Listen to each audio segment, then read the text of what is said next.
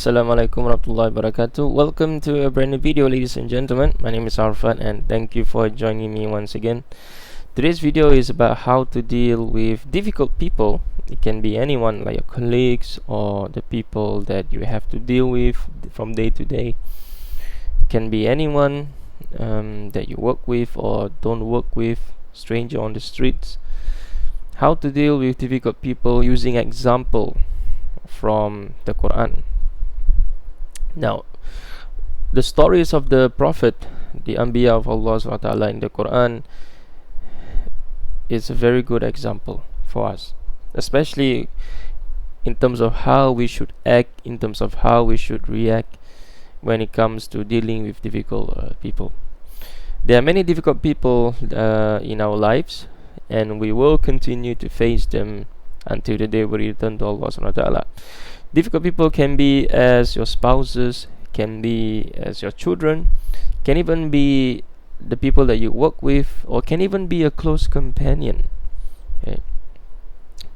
But nevertheless, as long as we are human, and we will forever be human, we will have to deal with difficult people.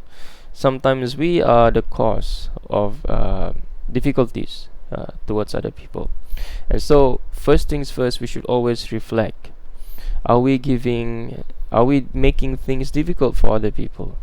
Or are other people just simply making things difficult for us? So before we engage with the other people, we should always look into the mirror and see if we are the main cause. Okay? If we are not the root cause, then it means other people are being difficult to us, because sometimes we thought that other people are being difficult to us, but actually we are the main source, and because of our ego or anything else, we fail to realize, and this is a very unfortunate thing, that majority of us fail to acknowledge or even accept or even see or even make the effort to actually identify. We should always be self-reflective instead of blaming other people easily, because for the most part, most of us are actually the main cause of difficulty towards other people. Now, once all this is checked and all this is done, and then it turns out that we are not the main cause, okay, then other people are being difficult to us for some reason. We should identify the reason. Now, the reason might not be apparent. Okay, so we have to do investigation.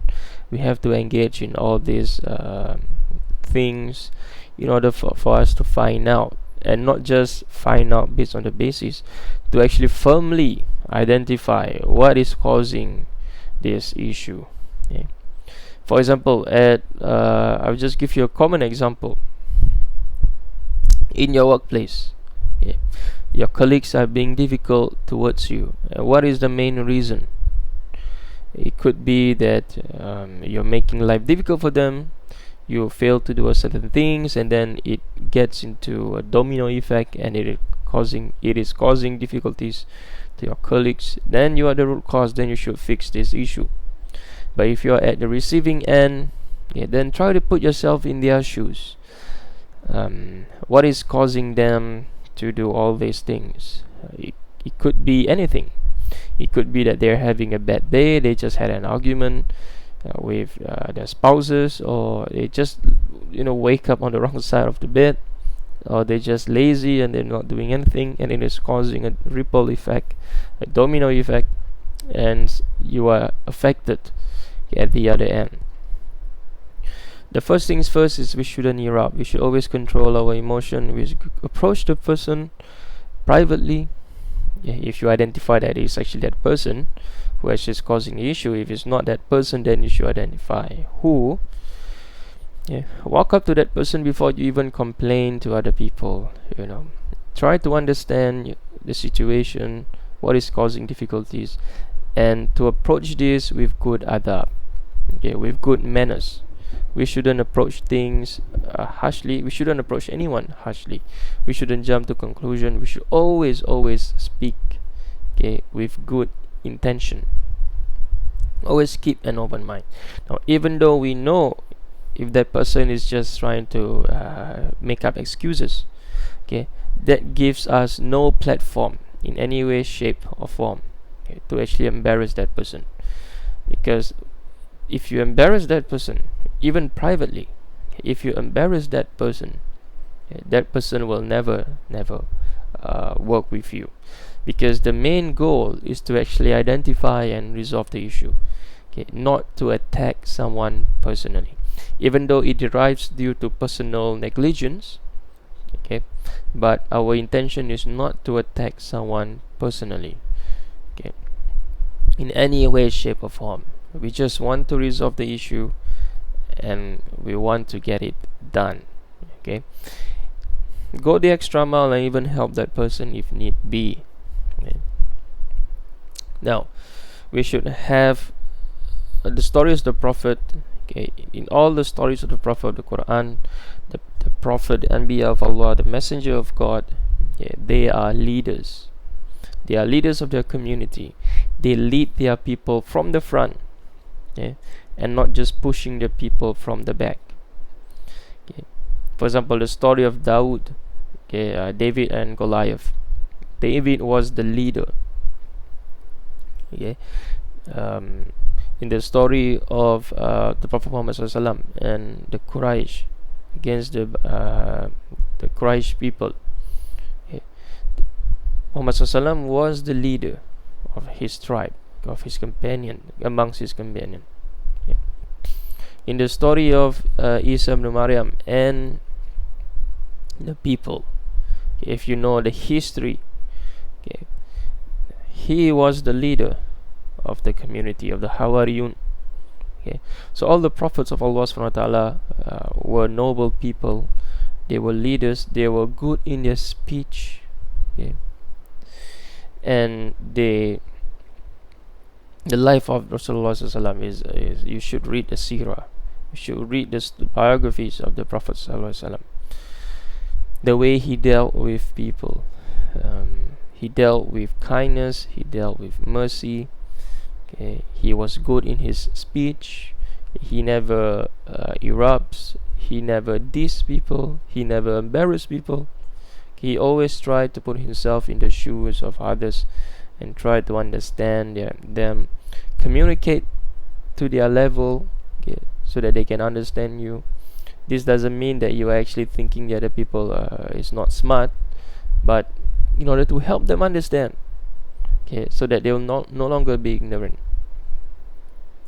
In none of the stories of the Anbiya of Allah subhanahu wa ta'ala in the Quran, whereby violence is actually the main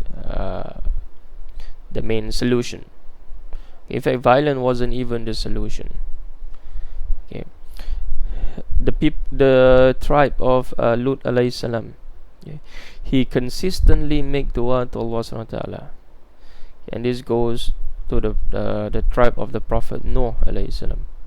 He consistently make dua to Allah subhanahu wa ta'ala, because Allah subhanahu wa ta'ala is the one who will solve all your issues, yeah. He is our Rabb. He is God, yeah. He is Rabbul Alameen. He is the Lord of the world. So call out to him. If you have any difficulties, offer 2 rakat of voluntary prayers and call out to him. He will answer your prayers. You don't have to literally do anything. Just do what you are supposed to do. For example, in your workplace, you know, just continue doing. If you are not the main cause of the problem, and if other people are giving you difficulties, you know, call out to him. You know, he will dispose of all of your affairs, yeah. And if you are a firm believer in Allah subhanahu wa ta'ala, then the people that are opposing you for no particular reason, it can be jealousy, it can be trying to steal your hard work, it can be anything, okay, they will never prevail against you, yeah. They will never win over you, because you call out to the Rabb, the God of the world, yeah. And this not only applies to Muslim, okay, anyone who has been mistreated, okay, because Allah subhanahu wa ta'ala is fair, and Allah subhanahu wa ta'ala is God, okay, not only to the Muslims, okay. Allah subhanahu wa ta'ala in the Quran claimed that He is the God of the world, okay, and everyone is subjected to Him, okay, and He is in control of everything, okay. Whether anyone believes that Allah is God or not, okay, it doesn't matter. But as a Muslim, we believe that He is God above everyone, okay, everything, okay. And so it doesn't matter, and Allah is not unjust towards people, okay. And so we should be careful in saying that Allah is only the God of the Muslims, okay, because that is actually not the Islamic belief. The Islamic belief that there is only one God, and that is Allah Azza wa Jal, okay, God Almighty, God, there is none like Him, okay. And so He is not only God to the Muslims, okay, because in Islam, if you believe that Allah is only God to the Muslims, then there's something wrong with your belief, okay, because Allah certainly claimed in the Quran that He is Rabbul Alameen, He is God of the worlds, okay. That means He is Lord above everyone else. There's none other Lord besides Him.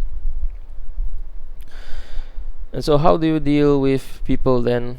It's easy, okay. There's no need for you to go and do mischievous things, engage in mischievous acts, or mimic what the other person is trying to do to you, okay. Because at the end of the day, if someone is trying to steal your ideas, trying to steal your craft, at the end of the day, by hook or by crook, the people that are actually the stakeholders will know who is actually doing the work and who is actually just copying other people's work and taking credit for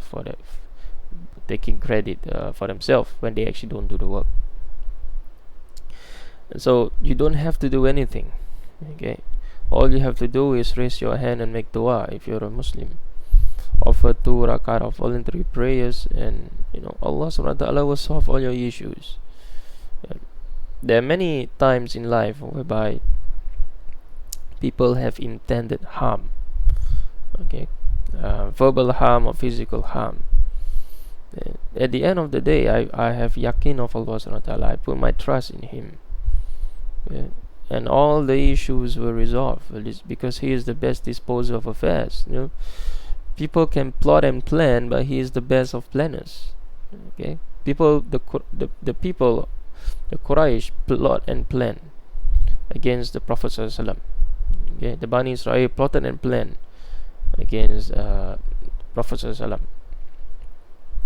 But at the end of the day, God is the best of planners, okay.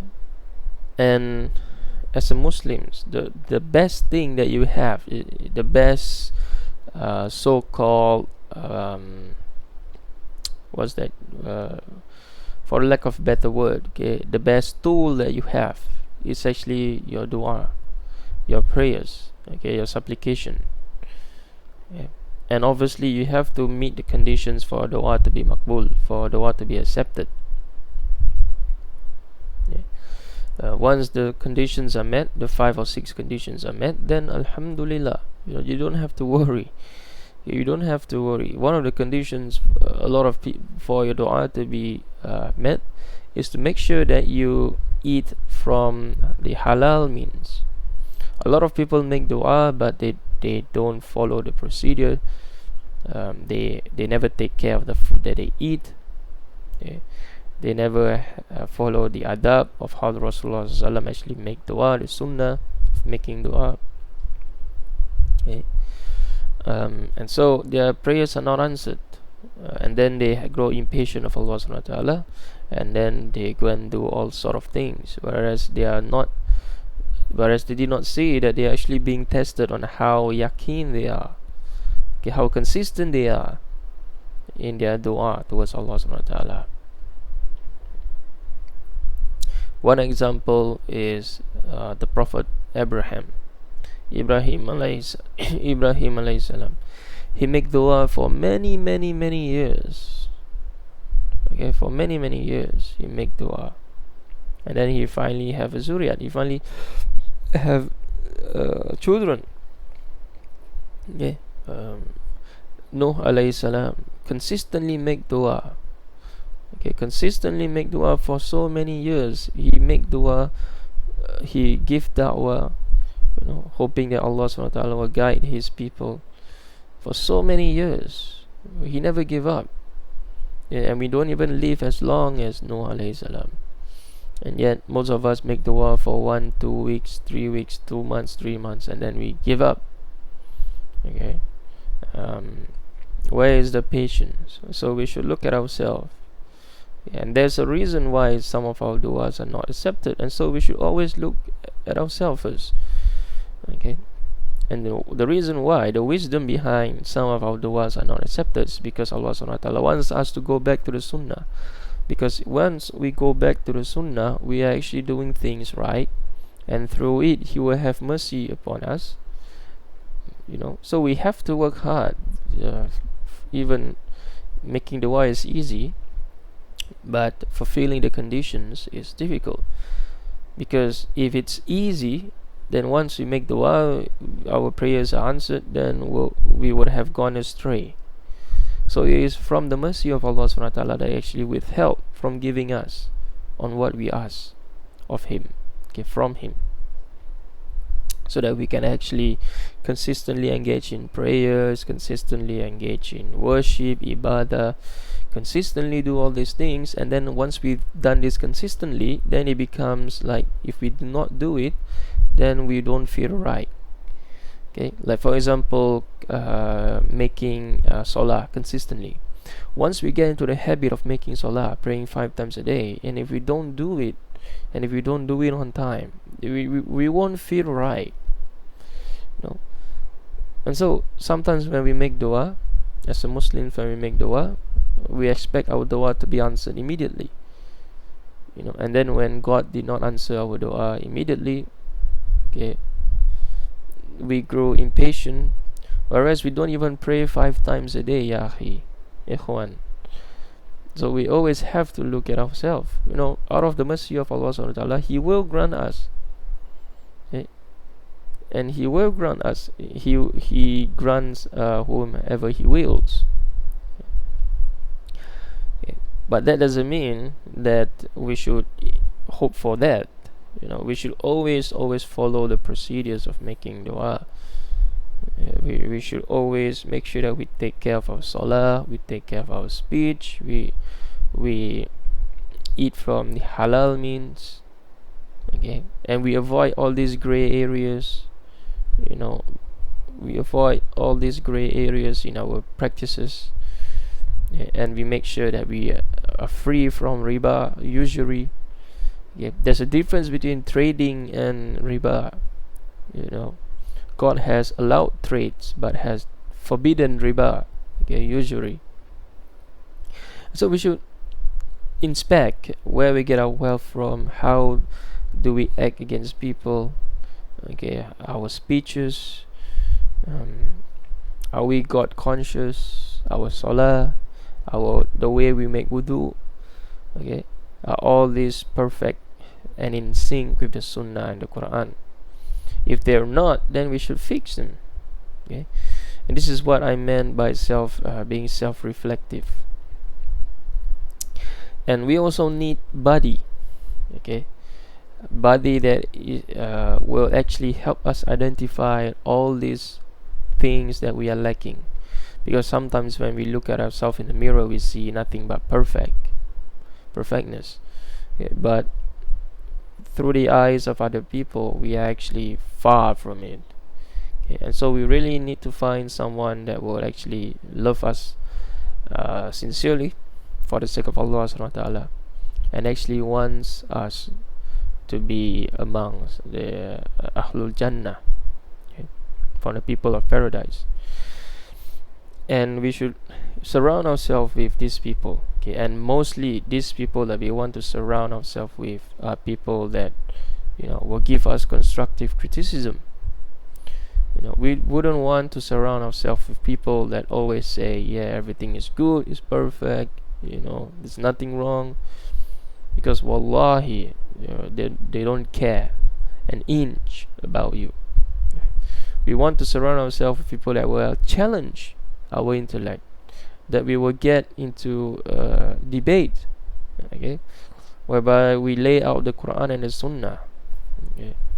And then we want to debate about all these things, but not for the sake of winning against one another, for the sake of establishing the truth in the way of the companions, how the companions does things. You know, if one person have a different opinion, okay, then we should, you know, lay out the different opinions. Obviously, we need to have a guide.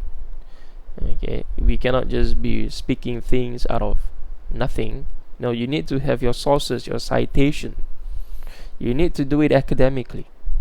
It cannot be done just to win a point and then you just came up with all these theories that are not even there. Okay. So it has to be done strictly academically. Okay. And then we have to lay down all the evidence, and then we engage in discussion. Okay. Not only the ulama have to do this or have the rights to do this, everyone can do this. Okay. But obviously it needs to be based on, you know, proper academics citation. You need to have your dalil. Okay, and what does people say about your dalil, for example? Okay, what do the scholars say about the evidence that you bring? Okay, for example, if you bring an evidence saying that Jibril alayhi salam is the Ruhul Qudus, okay, then where are the evidence that Jibril alayhi salam is actually the Ruhul Qudus? Yeah. And so you bring a verse from the Qur'an. Yeah. And so if other people refute you, they bring a different verse, and then you see what the commentators of the verse actually says, you know, and how many says this, how many says that. And that is how you engage in fruitful academic discussion. And it cannot be based on emotional perspective. It cannot be based on emotion. And this is a very good example as well. That's why the Quran mentions that, do you not ponder, do you not reason? Because if you are just basing on your emotion, you will miss out. You will not reason and you will not ponder, because your emotion convolute your thinking. And so it has to be based on intellect. And this goes to what we started this video with, and that is how to deal with difficult people in your life, using the Quran as a guide.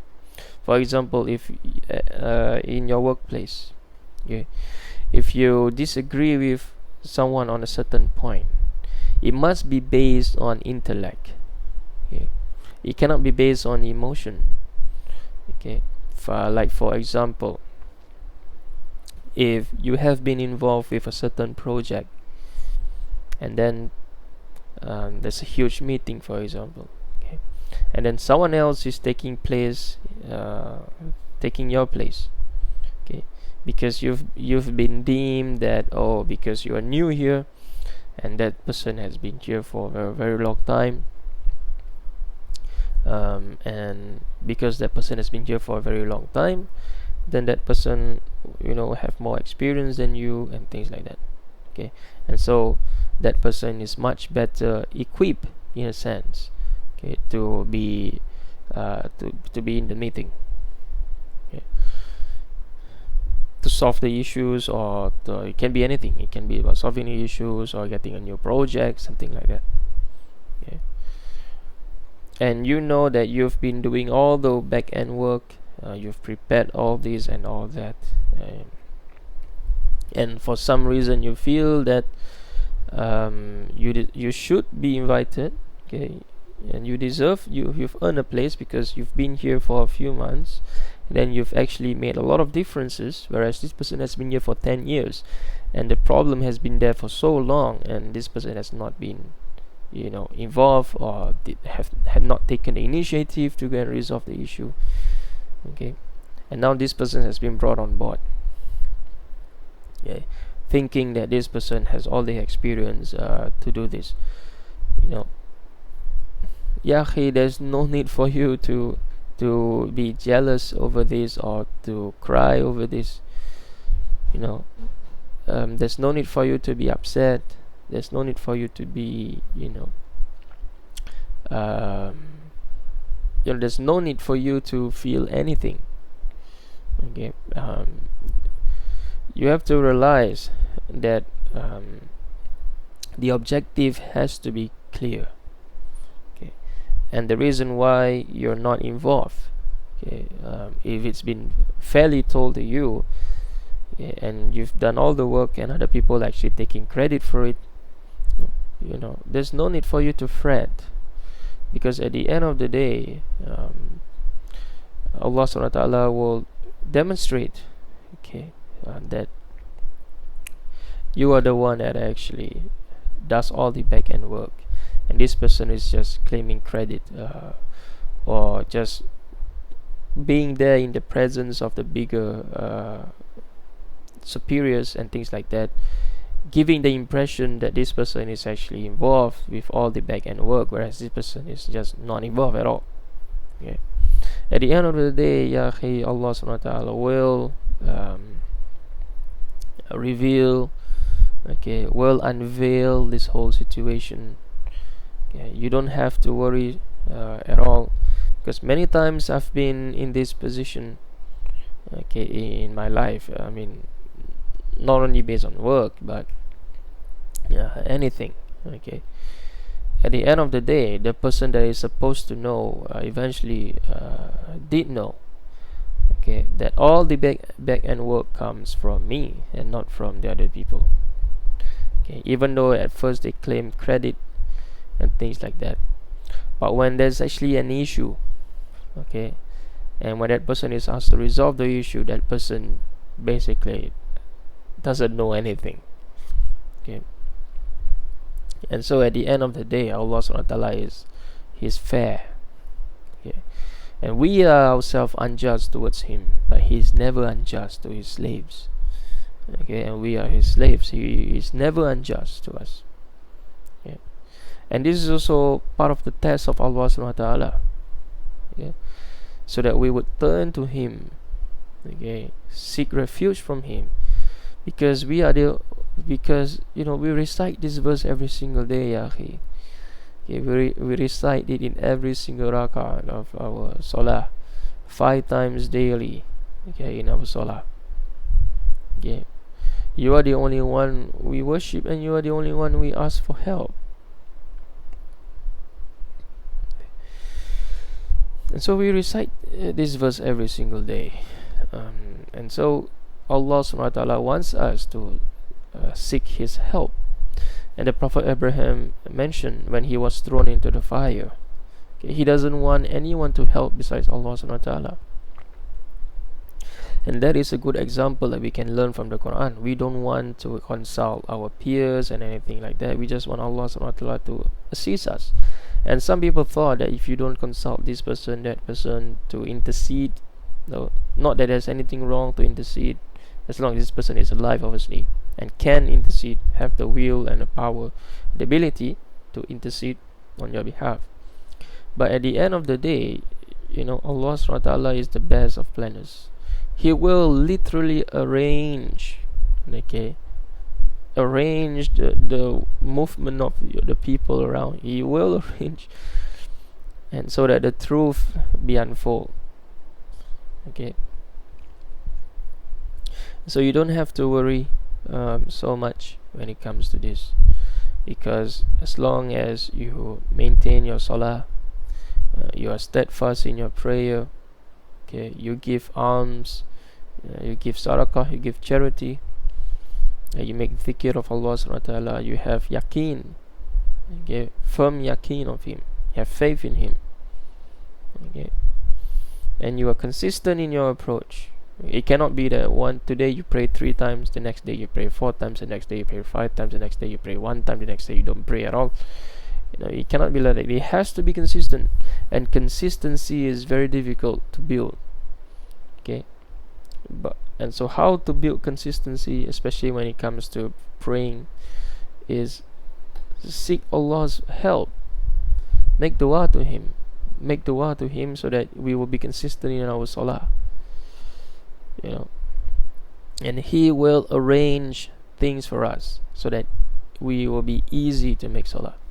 In my previous workplace, I'm finding it very difficult to make salah. Okay. and I even make salah next to a drain, for example, because that is the only place that I can find. Okay. I have no other choice. So I was in that circumstances, in that difficulty. Okay. And so I was removed from there. Okay. And then I was put in a place whereby the masjid is just in front of me.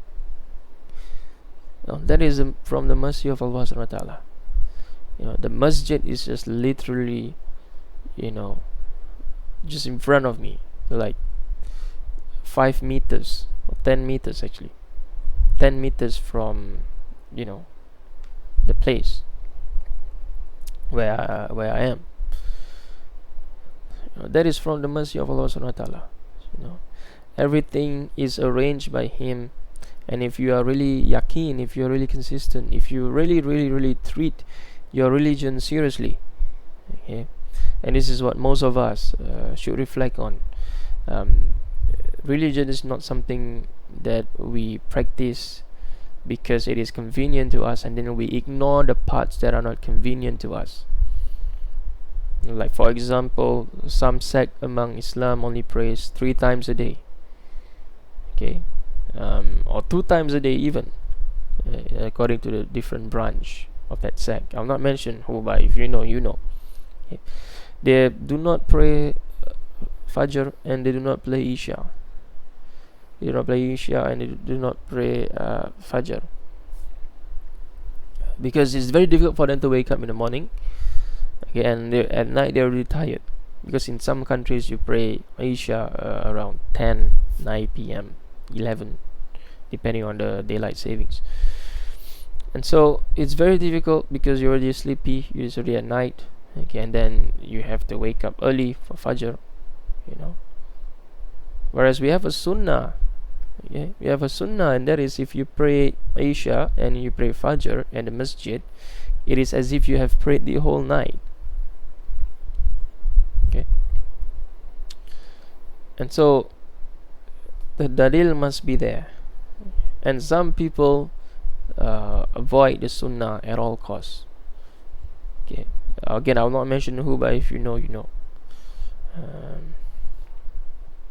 Reason I don't want to mention is because I don't want to cause division amongst the ummah. There's many divisions already, and so we shouldn't cause division. We should try to reunite upon the Qur'an and the Sunnah, upon the Haqq. And this is also part of the reason why I make these videos and engage in this talk even. But returning back, there's amongst the denomination within, some people claim that they're not Muslim, but I have no opinion on this, and my opinion shouldn't matter, no matter what. Whereas they avoid the Sunnah completely. Okay, they avoid the Hadith, and they strictly focus on the Quran only. Okay. The main question is, how do you pray then? Okay. How do you know how many rak'at to make prayer? How do you pray? What to recite? How do you make wudu? Make wudu is obviously mentioned in the Quran, but what are the conditions for wudu to be accepted? These are all found in the hadiths, the sunnah of Rasulullah SAW. Again, we return back to the Quran again. And how do you deal with people like this when you are engaging with them on the streets? They could be your friends, they could be your peers, they could even be your family members. How do you engage with them on with this when they are being difficult like this? Okay. We return back to the Quran and the Sunnah and look at how the prophets, the Anbiya of Allah subhanahu wa ta'ala, actually dealt with the people of their community, of their time. Okay. And if you actually tabulate them one by one, you realize that none of them engages in violence. None of them wants to cause a diversion or division. Okay, none of them wants to, curse their enemies, things like that. They always make dua that Allah guides them. Yeah, they always make dua to Allah subhanahu wa ta'ala. They do not take matters into their own hand. Yeah. The people of Lot alayhi salam, the people of Ad and Thamud, okay, the people of Noah, they're all being very difficult to their prophets, to the messengers, okay, to the Rasul of Allah subhanahu wa ta'ala. And none of these Rasul actually take a stick and beat these people. None of them actually engages in violence, in cursing the people. No, they leave matters to Allah subhanahu wa ta'ala, and that is a great example for us.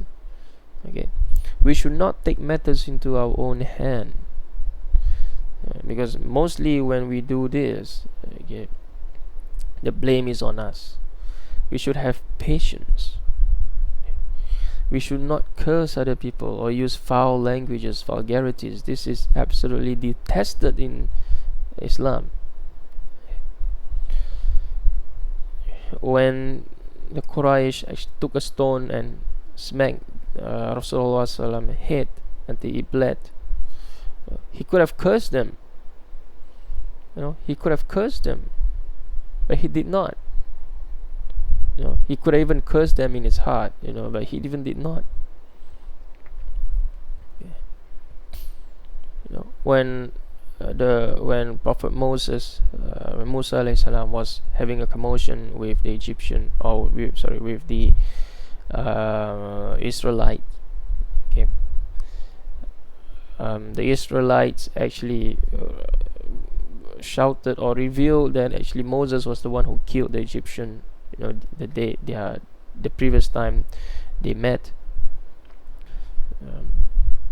Moses could have said vulgarities to the people, but no, he fled the area. He ran away. He could have said that you've betrayed me and things like that. No, he did not. And so these are great examples of how we should react as Muslims, and even non-Muslims can learn a valuable amount of lessons. The same way I learned a huge amount of lesson by reading the Torah and by reading the Hebrew Bible and the New Testament. Again, non-Muslims will also find the Qur'an valuable. When it comes to how you should react, when facing difficult people, especially your colleagues. When everyone is chasing after title, everyone is chasing after this, chasing after that, progression and things like that. The best thing that you can do, is to make dua to Allah subhanahu wa ta'ala. If you really deserve that that position, then Allah subhanahu wa ta'ala will give it to you. There are a couple of reasons why He did not give it to you. Because if He gives it to you, then you'll have more responsibilities, then you'll have lesser time to worship Him.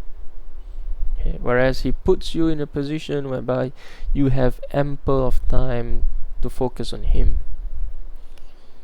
And this is out of His mercy. But majority of us are chasing after the dunya. We forgot about the akhirah. And so we should always reflect on this. Because every single penny that you have, you will not bring it to your graves. Look at the people of the past, the pharaohs of the past. For example, Tutankhamun, Amenhotep. All these people, they bury their treasures. I'm not even talking about the pharaohs. Even the middle class Egyptians, they bury their pharaohs. They bury their valuables along with them. Even a wooden boat, which they believe can take them in a voyage in the afterlife. But even as small as a wooden boat, they took it with them. They buried it with them. And if you go to the ancient Mesopotamians, the kings of the past, in ancient Mesopotamia. They would even poison their wives, okay, and their animals, their horses, their soldiers, okay, and so that all these people can be buried with them. Okay, the king Nimrasin, Shulgi, Tiglath-Pileser, all these people, they buried all their valuables along with humans, their family members, their households. Because why? They deem that they need all these people in the afterlife. But Allah SWT mentioned in the Qur'an, nothing you will bring to you, you will bring nothing with you besides your amal, okay? Besides your good deeds, okay? Your sincerity in giving giving charity, your sincerity in your prayer to Allah SWT alone, okay? The knowledge that you have imparted to the people, okay? And all this will be from amongst the things that you will bring with you, okay? But you will not bring a single penny, you will not bring a single glory, you will not bring all the certificates that you have possessed or owned or earned.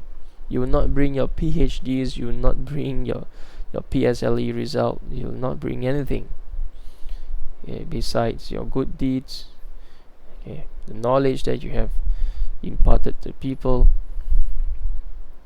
your sincerity towards Allah SWT in worshipping Him alone.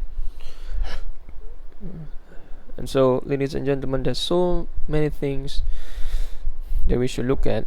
We should always look at the big picture, because as Muslims, our end goal, as well as Christians and Jews, okay, some Jews do not believe in the afterlife, they do not believe in the resurrection, okay, but as far as the Nazarenes are concerned and the Muslims are concerned, we do believe in the afterlife. We do believe in the physical bodily resurrection, okay.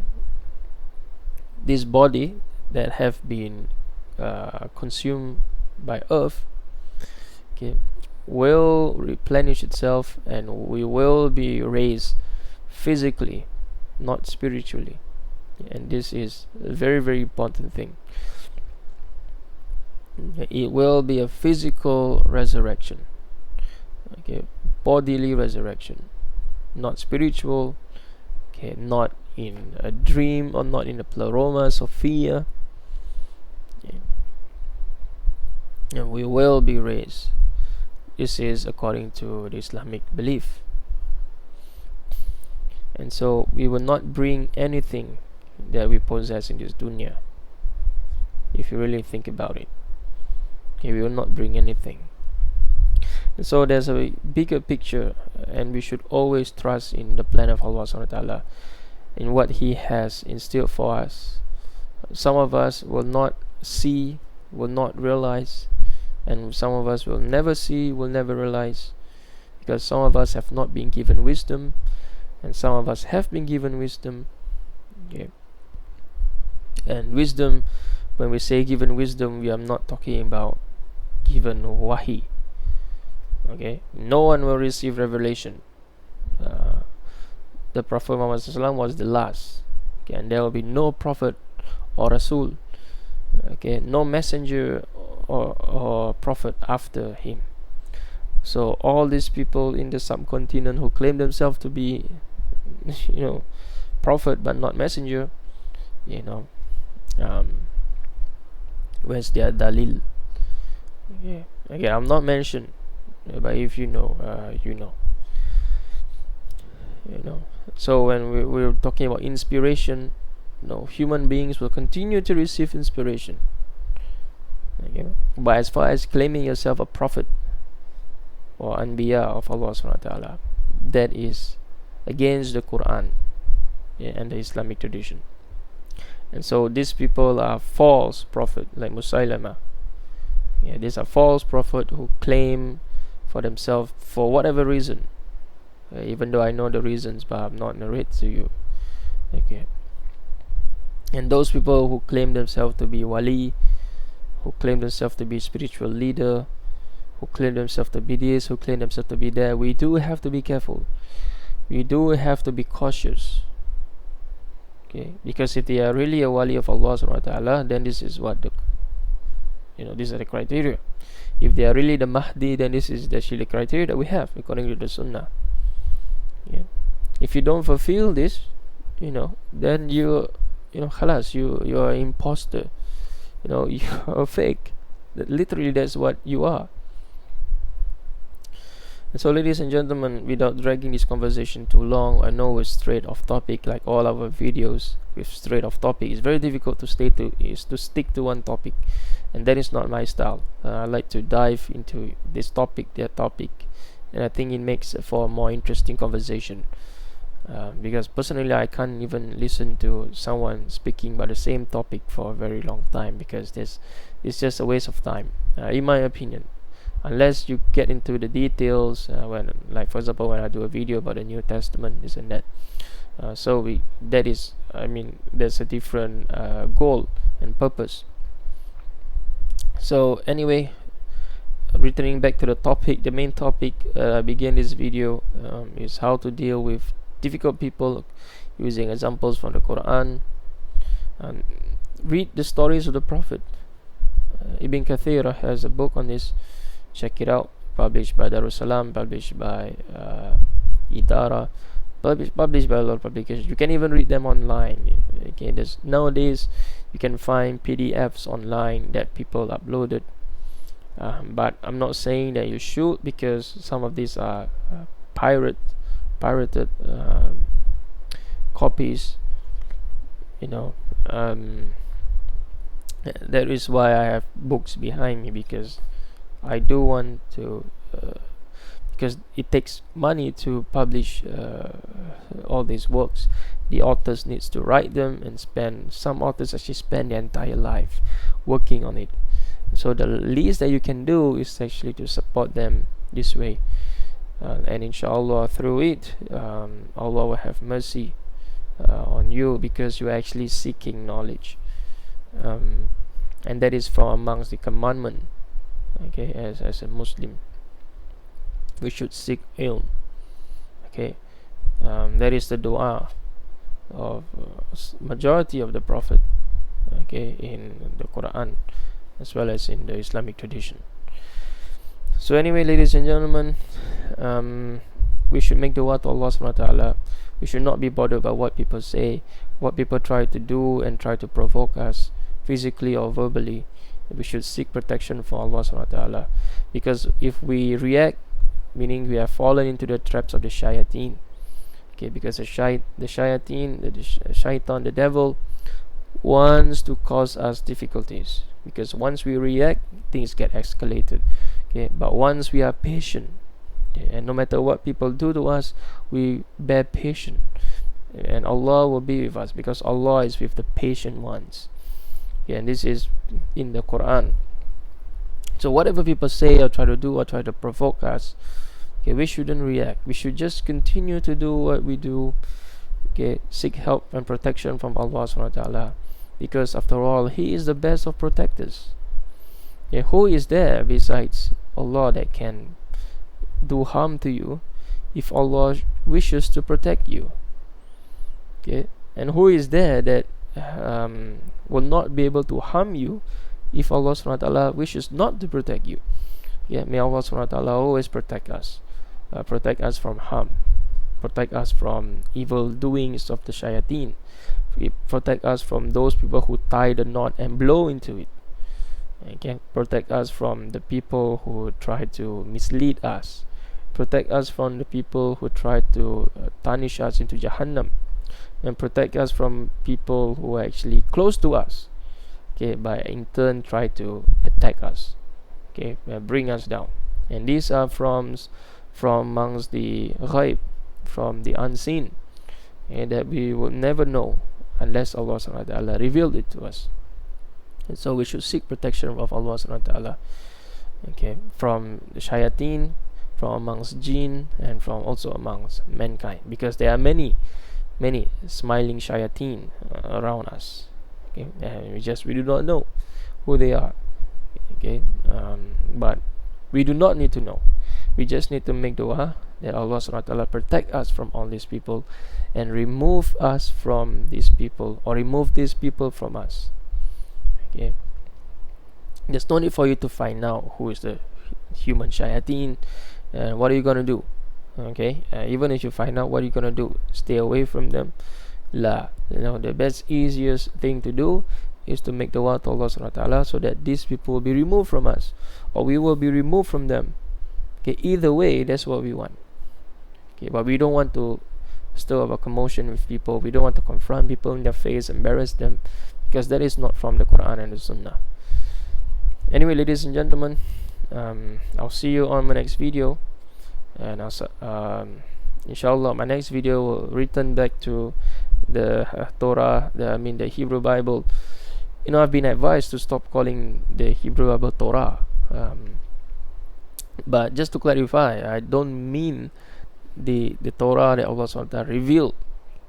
Okay, because the Jews call their scripture Torah. Okay, but that doesn't mean that is the Torah that Allah subhanahu wa ta'ala revealed, because we do have documentary hypothesis, and we do have the Dead Sea Scrolls. Yeah, and the Torah, quote unquote, of the Dead Sea Scrolls is different from the Torah of the Masoretes. Yeah, and so when I'm saying Torah, I'm basically saying the Hebrew Bible. I'm not saying the Torah that the Quran revealed. But nevertheless, which is a good criticism, a constructive one, and at least, and something that backs clarification. When I'm using Injil, okay, Injil is basically the Arabized. It's not an Arab word. It is an Arabized word from the Greek. Okay, Evangelion. Okay, it is, and so it is the Gospels, the good news. Okay, and that is not the Gospel of Jesus. There's no such document called the Gospel of Jesus. Okay, and the Gospel of Jesus is the Injil that Allah subhanahu wa ta'ala revealed to Isa ibn Maryam, and that we don't have. Okay, and so when I'm using the word Injil today, it is an Arabized of Evangelion, okay, which is the Greek for good news. Okay, and for convenience sake, we just call it Gospel. Okay, which also reference to the good news. Yeah. And so, to make my clarification clear, when I'm using Torah and Injil, I don't mean, okay, what was revealed in the Quran. Okay, these are not. We do not have those documents. We have remnants of them today. Okay, if the Quran confirms it. Okay, but even so, we have to be careful because we do not have extant manuscripts of them, so we cannot say for certain. Okay. But anyway, that's a topic for another video. Assalamualaikum warahmatullahi wabarakatuh.